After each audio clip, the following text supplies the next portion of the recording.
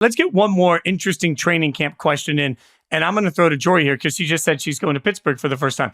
How much noise do you think Justin Fields is actually going to make in this quarterback competition this offseason?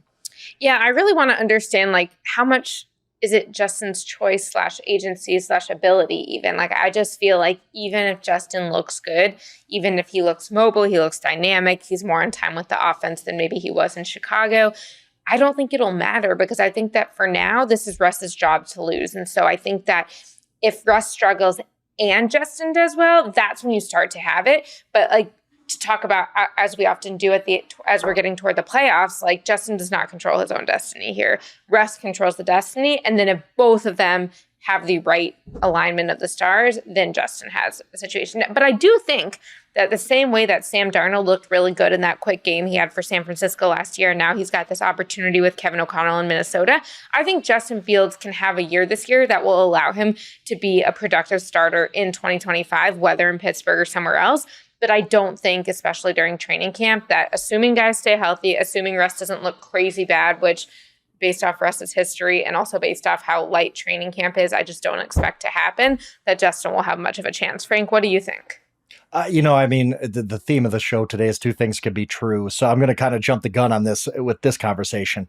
On one hand, I sit there, and I've said this on podcasts before when we've talked, I think about the Pittsburgh Steelers situation, and there's just no upside to starting Russell Wilson all season. Unless you're in a playoff race all year, I get it. He is not your long-term answer.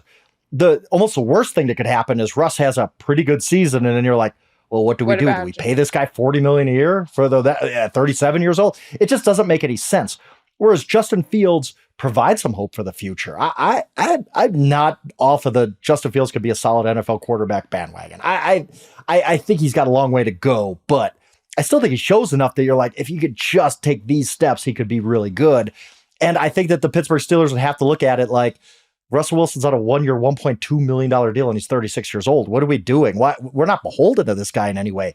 But having said that, there has been no drumbeat for Justin Fields challenging Russell Wilson for this job.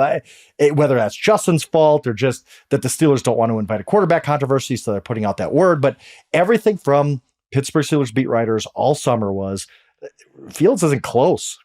I have to trust that. I have to trust that right now, that if it's not close, I don't know that Justin Fields could really, close that gap by week 1 and start, which I thought he could have a couple months ago. So we'll see, but I really don't think Justin Fields is going to create that much of a wave in August to where he could start week 1. See, I think, look, I'm just going to go on record and put him on the line here. I think Russ is completely washed. I don't think Russ is going to be good. And the other part of it is I'm being asked by the General Football Society to accept that Sean Payton is a genius that can get more out of quarterbacks than anybody else. So he can take Bo Nix and make him great. Okay, well, if you want me to buy that side of the article, then you also got to allow me then to turn around and say, okay, well, with this brilliant genius head coach that can get more out of a quarterback, it wasn't good enough. Now he's going to go to Arthur Smith, who has been fine. He's a very good offensive coordinator. But what do those chops look like? What does that development look like? How does that play in for us? Like, I think Justin Fields comes out, plays pretty effortlessly in this game, in this preseason, and wins the job. Like, I would be stunned if Russ is playing throughout the course of this season.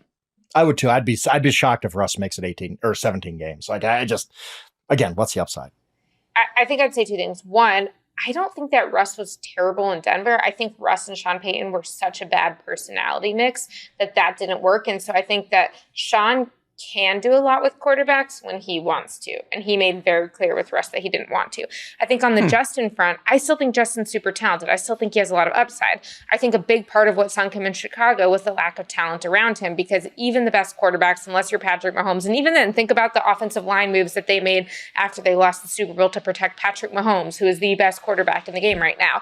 I think that if you are to say, well, Justin didn't have the talent around him in Chicago to do what he needed to do, so now let's give him another chance, I don't think he has the talent around him now in Pittsburgh, particularly on offense. So I struggle to see how he is going to be able to get there. And I think also, if the Steelers are so set on they saw enough in Russ to acquire him and to let him take the tent pole, as Omar Khan likes to say, in the starting position, I don't think they're going to be able to see enough in training camp to disprove themselves. In the season, perhaps, but in training camp, I don't think so.